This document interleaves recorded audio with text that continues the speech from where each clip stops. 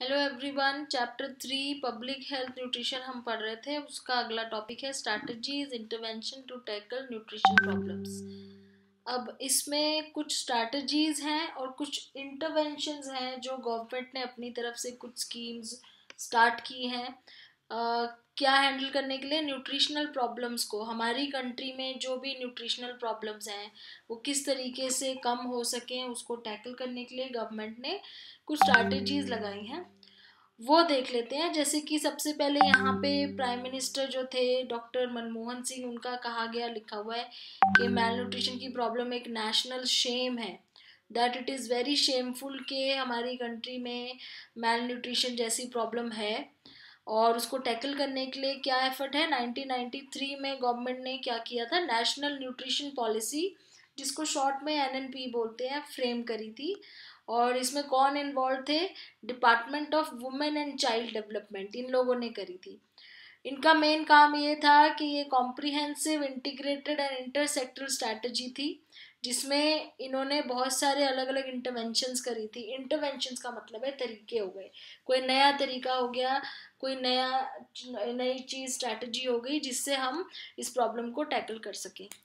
तो पहली चीज़ जैसे इसमें लिखी है कि इन्होंने पहली इंटरवेंशन की थी integrated child development services, ICDS जिसको हम बोलते हैं।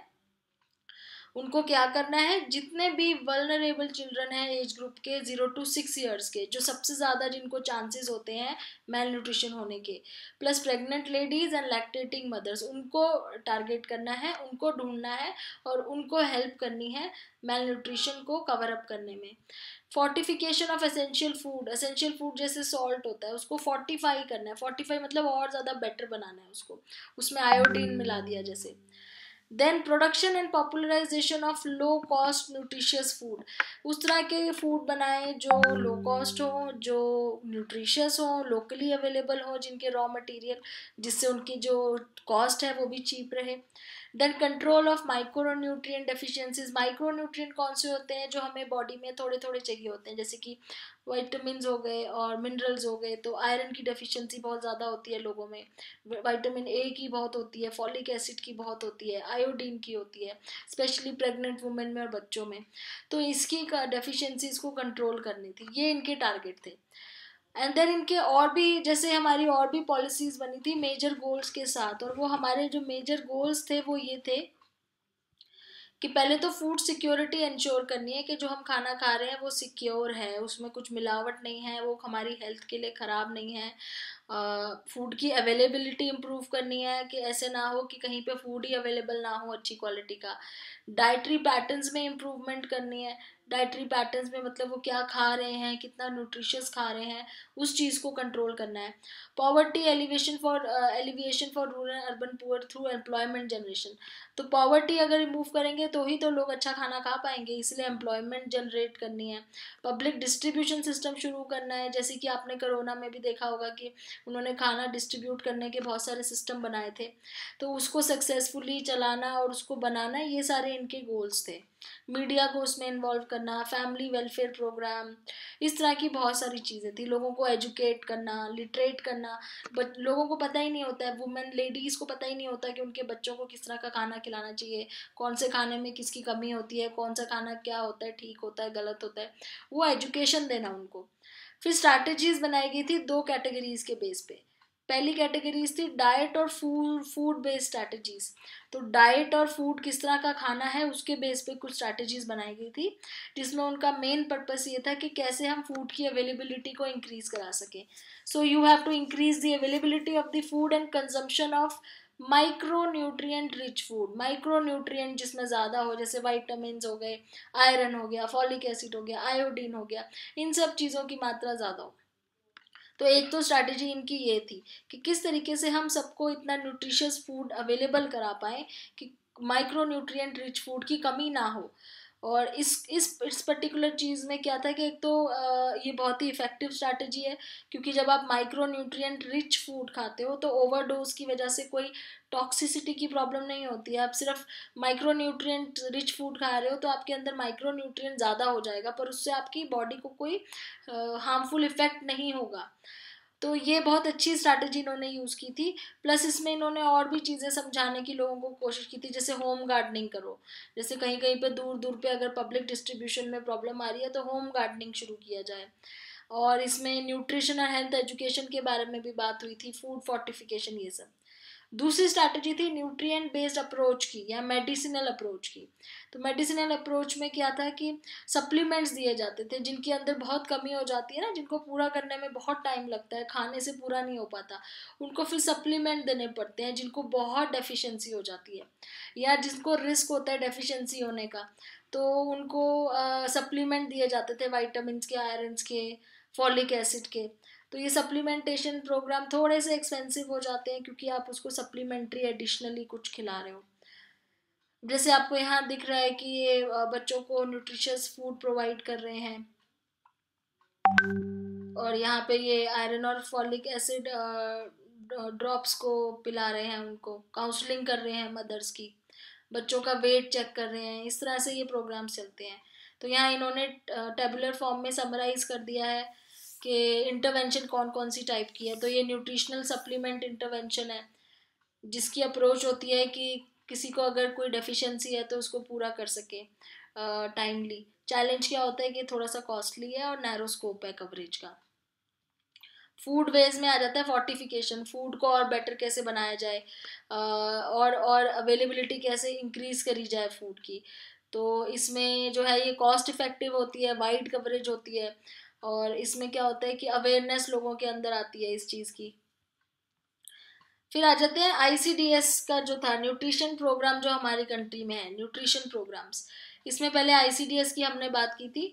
It is an outreach programme for early childhood care and development. तो ये आईसीडीएस बेसिकली किन लोगों के लिए है? अर्ली चाइल्डहुड केयर, छोटे बच्चे जो होते हैं 7 साल से पहले वाले, उनकी केयर के लिए है। प्लस वुमेन की भी होती है उसमें। न्यूट्रिएंट डेफिशिएंसी कंट्रोल प्रोग्राम्स हैं, जैसे कि national prophylaxis programme for prevention of blindness due to vitamin A. Vitamin A किस लिए होता है? जो हमारी आंखों को, विजन को जो स्ट्रांग रखता है, तो उसको जो ब्लाइंडनेस हो जाती है जिनके अंदर विटामिन ए की कमी होती है, तो ये प्रोग्राम उनके लिए है कि लोगों को विटामिन ए की कमी ना हो।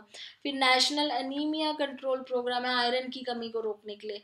National iodine deficiency disorder control programme. तो ये आपको नाम याद होने चाहिए, ये बहुत इंपॉर्टेंट नाम है। Food supplementation programmes like mid day meal programme, हम सबको पता है कि ये कितना इंपॉर्टेंट प्रोग्राम गवर्नमेंट में शुरू किया गया है स्कूल्स में, जिसमें बच्चों को खाना दिया जाता है। देन फूड सिक्योरिटी प्रोग्राम्स हैं, जैसे पब्लिक डिस्ट्रीब्यूशन सिस्टम शुरू करा गया है, अंत्योदय अन्न योजना, अन्नपूर्णा स्कीम। तो these names you will have to remember. Then health care की बात कर रहे हैं। हेल्थ केयर जो है हमारे पूरे ही जितने भी सिटीजन हैं इंडिया के, सबका एक ह्यूमन राइट है हेल्थ केयर, और गवर्नमेंट की ये रिस्पॉन्सिबिलिटी है कि उनकी हेल्थ का वो ध्यान रखे। तो ये चीज़ 3 लेवल पे करी जाती है, प्राइमरी, सेकेंडरी और टर्शियरी लेवल पे। ना प्राइमरी लेवल पे क्या होता है? प्राइमरी लेवल पे क्या करते हैं वो इंडिविजुअल्स को कांटेक्ट करते हैं, फैमिली वालों को, कम्युनिटी वालों को कांटेक्ट करते हैं, और उनके बारे में इंफॉर्मेशन इकट्ठी करने की कोशिश करते हैं through primary health centres. Then उसके बाद आता है सेकेंडरी लेवल। तो health problems are resolve at the second level. Second level पे जो भी उनकी हेल्थ प्रॉब्लम्स होती है उनको रिजॉल्व करने की कोशिश करी जाती है। कम्युनिटी लेवल का मतलब है health centres function as a first referral level. So tertiary is the third level. Next आ जाता है tertiary level and the highest level of health care. It deals with more complex health problem. तो जो पहले 2 level में जो problem नहीं sort out हो पाती, फिर ये टर्शरी लेवल तक जाती है, जहाँ पे मेडिकल कॉलेजेस का हेल्प लिया जाता है, हॉस्पिटल्स की हेल्प ली जाती है, जिसमें एम्स का भी नाम लिखा हुआ है। स्कोप क्या है इसका? जैसे कि रोल ऑफ पब्लिक न्यूट्रिशनिस्ट। एक पब्लिक न्यूट्रिशनिस्ट जो होता है उसका क्या रोल होता है? वो हमारी हेल्थ का ध्यान रखता है।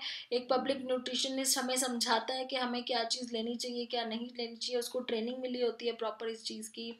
वो हेल्थ को प्रमोट करता है और प्रिवेंशन करता है हेल्थ प्रॉब्लम्स की, और उसमें न्यूट्रिशनल साइंस, न्यूट्रिशनल नीड्स, ये सारी चीज़ें आ जाती हैं। उसको इन सब चीज़ों की नॉलेज होनी चाहिए। न्यूट्रिशनल असेसमेंट कैसे करी जाती है, फूड साइंस के बारे में नॉलेज होनी चाहिए। एजुकेशनल मेथड्स, किस तरीके से हम एजुकेट करेंगे लोगों को फूड के बारे में, मास मीडिया का कैसे यूज़ करें अवेयरनेस फैलाने के लिए, तो इन सब चीज़ों का यूज़ करता है पब्लिक न्यूट्रिशनिस्ट। तो वो क्या कर सकता है, वो आउटरीच प्रोग्राम्स का यूज़ कर सकता है जो हॉस्पिटल्स वगैरह का, ताकि वो प्रमोट कर सके, अवेयरनेस क्रिएट कर सके लोगों के बीच में। वो आईसीडीएस के साथ काम कर सकता है डिफरेंट लेवल्स पे, वो गवर्नमेंट के साथ कंसल्टेंट का काम कर सकता है, एडवाइज़र का। Then in all developmental programmes of government, voluntary organisations and international organisation, जैसे कि यूनिसेफ हो गया, ये तो बहुत फेमस नाम है, हमने सुना हुआ है, WHO हो गया, तो इनके साथ भी काम कर सकते हैं। They can be involve with organisation who undertake large scale feeding programmes, तो जो बहुत ही लार्ज स्केल पे कुछ ऑर्गेनाइजेशंस काम करती हैं, जिनका जो टारगेट ग्रुप होता है छोटे बच्चे, school children, adolescent, pregnant women, तो ये जो स्पेशल टारगेट ग्रुप होता है उनके साथ ये लोग काम कर सकते हैं।